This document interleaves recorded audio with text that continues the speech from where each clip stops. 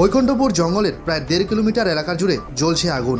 বৈকুণ্ঠপুর জঙ্গলের বেলাকোবা রেঞ্জের বদাগন সংলগ্ন নোদাবাড়ি এলাকায় প্রায় 1.5 কিলোমিটার জঙ্গলের এলাকা জুড়ে জ্বলছে আগুন। স্থানীয়রা এই বিষয়ে বলেন, কি কারণে এই আগুন লাগলো তা ঠিক বলা মুশকিল। প্রায় প্রতি বছরই এরকম সময়ে জঙ্গলে অনেক এলাকা জুড়ে আগুন জ্বলতে দেখা যায়। আমরা চাই বন বিভাগের কর্মীরা এসে যেন এই আগুন নেভায়, নয়তো জঙ্গলে থাকা অনেক পশু পাখির মৃত্যু হবে। তবে বৈকুণ্ঠপুর জঙ্গলের আগুন লাগার ঘটনা নতুন কিছু নয়। এর আগেও প্রায়শই জঙ্গলের বিভিন্ন এলাকায় আগুন জ্বলতে দেখা গেছে। তবে বন বিভাগের কর্মীদের দক্ষতায় কোনো অঘটন ঘটেনি। জঙ্গলে আগুন লাগার এই ঘটনায় একাধিক বন্যপ্রাণীর মৃত্যুর আশঙ্কাও রয়েছে।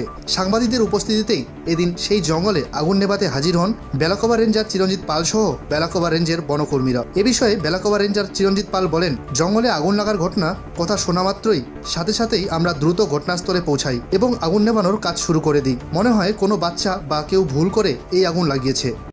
ছোটখাটো যে আর কি সে জন্তুগুলো থাকে আর কি, খরগোশ টরগোশগুলো, ওদের মনে ক্ষতি হয়। মনে হয় এটা 1.5-2 কিলোমিটার দূরে।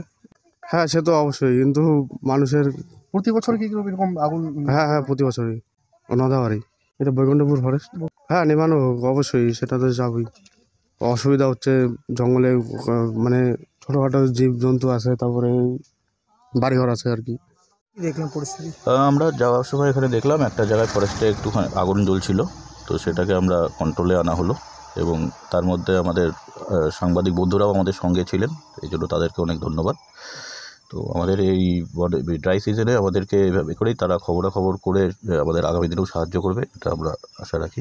কি কারণে আগুন লাগতে পারে? এগুলো বিভিন্ন কারণে লেগে থাকে, কিছু কখনো ছোটরা একটু না বুঝে এটা করে থাকে, কখনো কেউ মানে ইচ্ছাকৃতভাবে করে থাকে। এটা প্রতি বছরই আমাদের একটা সমস্যা দেখা যায়। তো আমরা যখনই যেখানে খবর পাই সেখানে আমরা পৌঁছে গিয়ে আগুন নিয়ন্ত্রণে নিয়ে আসি।